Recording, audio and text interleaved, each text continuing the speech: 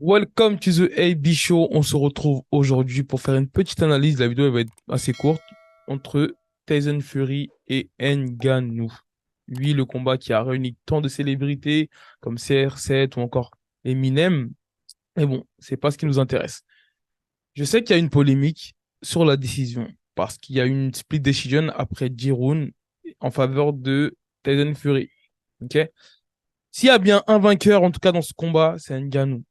Je ne sais pas si vous vous rendez compte, il vient de boxer le plus dominant des boxeurs poids lourds, qui est Tyson Fury, invaincu, multiple champion du monde, WBC, j'en passe. Ngannou, premier combat en MMA. Après, voilà, on va pas se mentir, on va quand même saluer en tout cas le courage, le cran de Tyson Fury. Par exemple, quand je prends l'exemple de Joshua, qui avait dit, lui, ça ne l'intéresserait jamais de faire un combat, en tout cas de faire un crossover, d'affronter un gars du MMA, parce qu'il a tellement à perdre et pour lui, voilà, ça avait pas de réel intérêt. Donc Tyson Fury, on va quand même respect à lui parce que c'est un risque de faire ce qu'il a fait, surtout quand on a un gars comme Ngannou qui a une puissance de frappe et qui peut vous mettre KO à tout moment. Ok, donc là, en tout cas, Ngannou, il a imposé le respect, il a imposé sa force en montrant une adversité comme telle. Parce que honnêtement, qu'on soit puriste de la boxe anglaise, qu'on soit puriste du MMA, personne, mis à part, je pense, son coin, sa famille, ne croyait qu'il allait opposer en tout cas tant de difficultés à Tyson Fury. Et là, carrément, la décision, elle a même fait réagir un boxeur comme Canelo ou encore un athlète comme LeBron James. Et c'est pour vous dire que pas mal de personnes sont d'accord pour dire que Ngannou a gagné ce combat. Donc voilà, dites-moi ce que vous en pensez dans les commentaires. Après, sans rien enlever, sans minimiser la performance d'Ngannou, c'est toujours compliqué en fait de venir de boxer un adversaire qui a un style peu orthodoxe, ok, qui n'a pas les mêmes codes que la boxe anglaise. C'est aussi ce qui a fait sa force à Ngannou. Mais en tout cas, dans l'interview d'après-combat, à chaud, sur le ring, Tyson Fury le dit qu'il n'a pas pris ce combat à la légère. Il le dit qu'il a passé 12 semaines de camp d'entraînement. Donc on peut pas dire qu'il n'était pas au top de sa forme. Il a dit qu'il avait même besoin de repos, de retrouver sa famille parce que voilà, là, il a fait un camp assez intensif et assez long. Et il a surtout dit qu'en gros, il a respecté la force d'Ngannou, la force de frappe d'Ngannou, et il a eu du mal, on va dire, à. Il n'avait pas l'habitude, en fait, d'avoir un style comme Ngannou, un style pas orthodoxe, un style compliqué à lire. C'est en fait aussi ce qui a fait la force d'Ngannou. Après, moi, j'ai été quand même surpris du niveau technique d'Ngannou parce que, honnêtement, quand j'ai vu les deux sur le ring au fil des rounds, j'ai pas réellement vu de différence technique. On a vu les hypercuts qui partaient encore à corps. Honnêtement, c'était très, très, très beau à voir. C'était très propre à voir.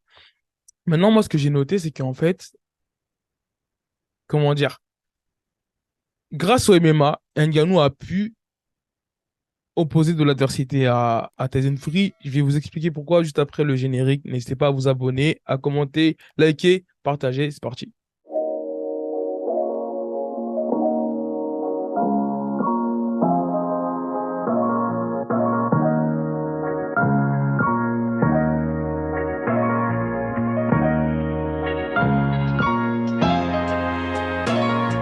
I know how it feel to wake up fucked up.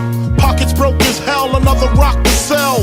People look at you like you's the user, selling drugs to all the losers, mad. Donc, je disais, pour moi, en fait, Ngannou en tout cas, je ne veux pas dire a remporté ce combat parce qu'officiellement, il ne l'a pas remporté, mais en tout cas, a imposé du respect, a montré de l'adversité, a montré qu'il n'était pas là pour faire de la figuration grâce au MMA. Je m'explique. En MMA, il y a énormément de phases de clinch. En MMA, il y a plusieurs disciplines qu'on doit travailler.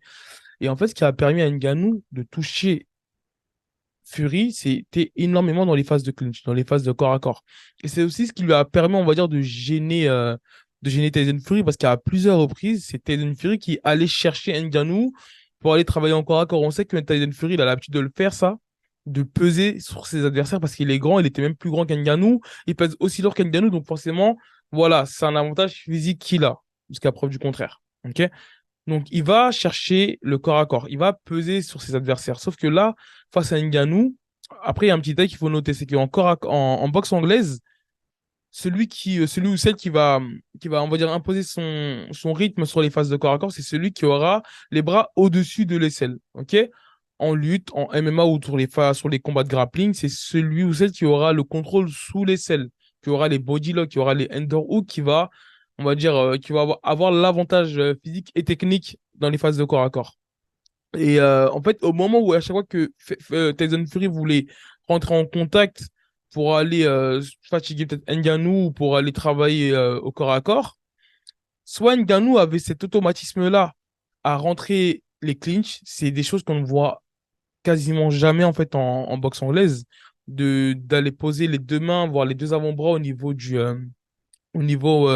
des trapèzes du partenaire pour éviter en fait justement qu'il vienne coller son torse et qu'il vienne l'accrocher. Ok, donc à ce moment-là, quand Tyson Fury essaie de rentrer et que Ngannou met du clinch et pivote, c'est ce qui casse en fait la dynamique de Tyson Fury. C'est ce qui fait que bah en fait Ngannou arrive à reprendre sa distance et arrive à revenir boxer à sa distance. Et il y avait plusieurs phases comme ça. Il y en a eu énormément. Je vais essayer de les mettre dans la vidéo en espérant que ça va pas se faire striker par YouTube. Et voilà. Et à plusieurs moments, quand Tyson Fury rentrait en corps à corps, Ngannou, il avait aussi cet automatisme-là à mettre un barrage. En général, ce genre d'action, on les voit lorsqu'il y a un lutteur qui va tenter de ramener un striker. C'est ce que le striker va mettre, on va dire, un protocole de défense. Soit mettre une barrière ou un barrage, peu importe comment on l'appelle. Ça veut dire qu'il va créer une contrainte entre lui et son adversaire en mettant son bras avant, au niveau où en allant poser la main sur le trapèze, créer une contrainte et pour pouvoir mettre de la distance et on va dire pivoter pour revenir encore à corps. Et à ce moment-là, sur les sorties de clinch, c'est à ce moment-là que Ngannou en fait arrivait à toucher Tyson Fury et même encore à corps. Hein. Parfois, il mettait son bras en opposition, ça crée un petit espace et rentrait l'hypercute. Ok, donc c'est là où on voit que voilà, quand je dis que le MMA en tout cas l'a aidé pour ce combat, c'est les attitudes en lutte cette force physique, cette technique en corps à corps pour savoir, on va dire, sortir du danger ou pour parfois contrôler son partenaire. À un moment donné aussi, il y a une phase où Fury rentre en corps à corps et Ngannou va mettre sa main au niveau du biceps de Tyson Fury, en fait, justement pour l'empêcher toutes sortes de frappes ou tout simplement pour l'empêcher d'évaluer dans sa position. Donc, je vais faire en sorte de vous mettre quelques images pour que vous pouvez suivre les actions en même temps que moi.